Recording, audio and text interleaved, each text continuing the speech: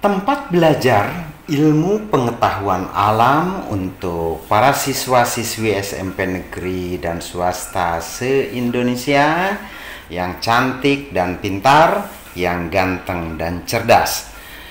YouTube channel Soli Supriyadi memberikan pembelajaran yang sangat asik yang akan memberikan materi ajar mengenai ilmu pengetahuan alam. Jangan lupa subscribe, like, dan share kepada teman bahwa tempat belajar YouTube channel Soli Supriyadi memberikan materi ajar IPA.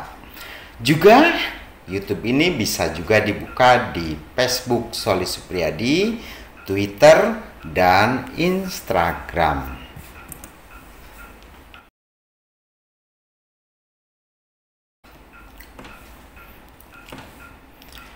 Saat ini tempat belajar akan memberi materi mengenai IPA kelas 8 bab 1 mengenai gerak hewan di udara. Ya, seperti nampak pada gambar di situ seekor burung yang sedang terbang di udara.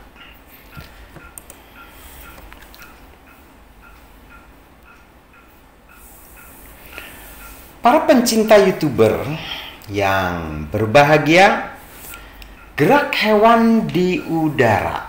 Jadi sebelumnya ya, bahwa sifat daripada makhluk hidup itu adalah bergerak. Di mana gerakan yang dilakukan oleh makhluk hidup itu adalah untuk mempertahankan hidupnya, untuk mencari mangsa, dan untuk ya melangsungkan daya hidupnya. Tahukah kamu bagaimana cara burung terbang? Nah, kamu sering kan ngelihat burung terbang? Gimana coba caranya ya? Kalian semua pasti tahu. Hewan-hewan yang terbang di udara dengan cara yang unik, betul nggak? Nah, jadi kalau kita melihat hewan-hewan yang terbang di udara itu kayaknya unik sekali ya. Tubuh hewan-hewan tersebut memiliki gaya angkat yang sangat besar untuk mengimbangi gaya gravitasi bumi, begitu ya. Jadi makhluk-makhluk yang kemampuan terbang ya di udara itu harus melawan gaya gravitasi bumi. Salah satu upaya untuk memperbesar gaya angkat yaitu dengan menggunakan alat gerak pada hewan tersebut adalah sayap. Prinsip yang sama diterapkan pada pesawat terbang, khususnya pada pesawat terbang bersayap bentuk airfoil ya. Nah, jadi pesawat terbang itu bisa terbang karena di sayapnya dipasang alat untuk dorongan terbang di udara. Sayap burung memiliki susunan kerangka yang ringan, tulang dada, dan otot yang sangat kuat. Nah, itu burung. Mengapa burung bisa terbang? Bentuk sayap airfoil membuat udara mengalir pada bagian atas sayap makhluk tersebut lebih cepat daripada bagian bawah burung tersebut. Saat sayap dikepakkan, udara akan mengalir ke bawah, begitu ya. Jadi itulah burung mengapa bisa terbang, begitu ya. Dorongan ke bawah tersebut akan menghasilkan gaya yang berlawanan arah sehingga burung akan terangkat ke atas. Jadi burung itu bisa terangkat ke atas karena ada dorongan.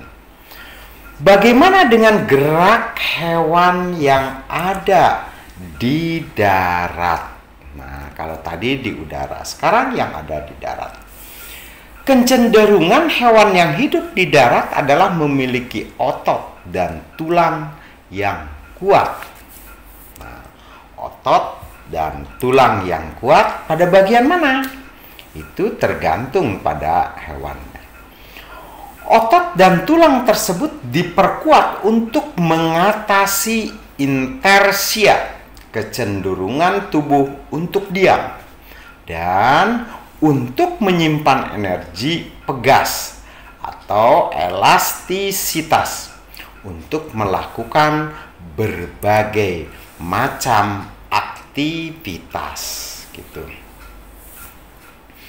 Bayangkan bagaimana bila kita berjalan. Bisa kamu rasakan ya pada waktu berjalan, apa yang kamu rasakan ya, gerakan apa yang kamu rasakan.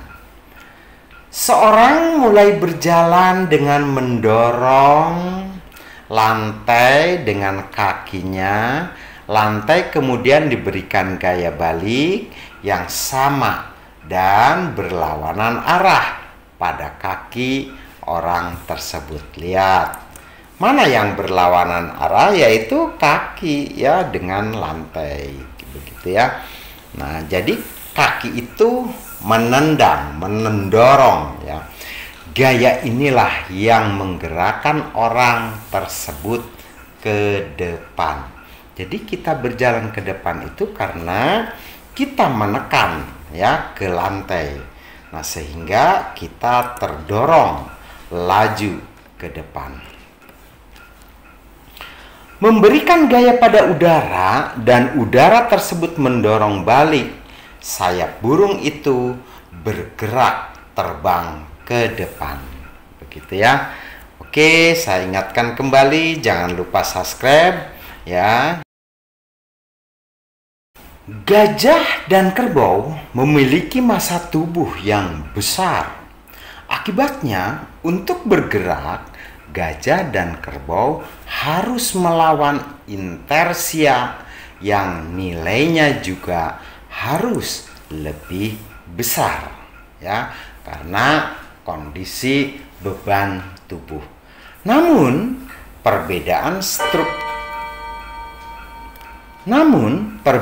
struktur tulang dan otot hewan tersebut masing-masing adalah berbeda sesuai dengan bobot tubuhnya. Hewan menyebabkan ya tersebut dapat bergerak lebih lincah dibandingkan hewan-hewan lain ya. Jadi disesuaikan dengan ototnya. Misalnya dengan kuda, cetah dan kijang. Coba ya, kuda itu memiliki gaya dorong, kalau bergerak itu dia lebih cepat. Ketiga hewan tersebut memiliki struktur rangka dan otot yang sangat kuat. Namun, kijang dan cetah yang memiliki bentuk kaki yang lebih ramping, sehingga kijang dan cetah memiliki elastisitas yang sangat tinggi ya, sehingga dikatakan kijang itu lebih lincah, kalau lari itu lebih cepat ya. Oke.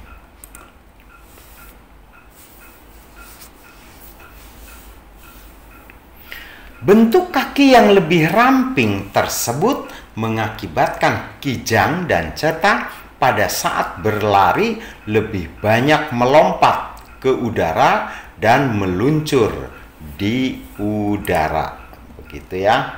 Jadi dia itu kalau lari itu begitu loncat sambil beloncat ya.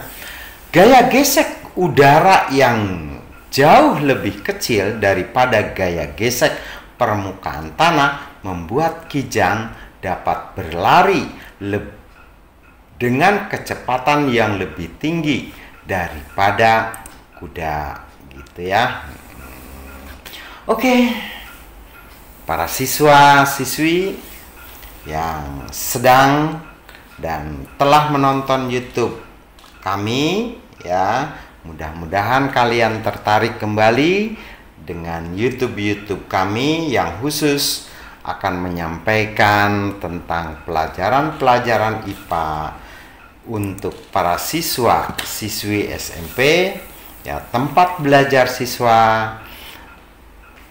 Semoga bermanfaat untuk kalian semua. Sekian, terima kasih.